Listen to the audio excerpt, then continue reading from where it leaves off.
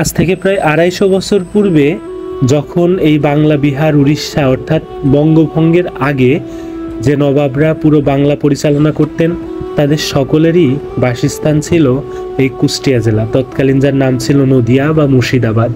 এই মুর্শিদাবাদ তথা নদিয়া জেলাতেই বসে পুরো বাংলার ব্যবসা বাণিজ্য, পুরো বাংলার শাসন কার্য পরিচালনা হতো।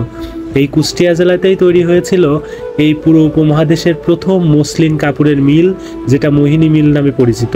এই কুষ্টিয়াকে একসময় বলা হতো বাণিজ্যিক প্রাণকেন্দ্র বা বাংলার বাণিজ্যিক রাজধানী।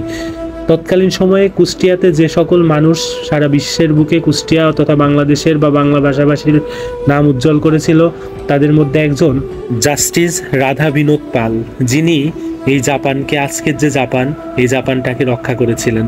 আজও তার কৃতিত্ব স্বরূপ জাপান এই কুষ্টিয়ায় জন্ম নেওয়া মহাপুরুষের নামে অসংখ্য অনুষ্ঠান থেকে শুরু করে অনেক কিছু জাপানের রাষ্ট্রীয় সম্মাননায় আয়োজন করে থাকে।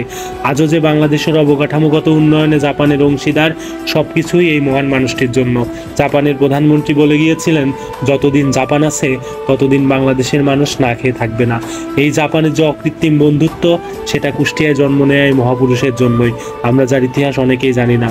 এই কুষ্টিয়াকে যারা গ্লিন কুষ্টিয়া এবং ক্লিন কুষ্টিয়ায় পরিণত করেছে, তাদের সবাইকে অন্তরের অন্তঃস্থল থেকে ধন্যবাদ জানাই।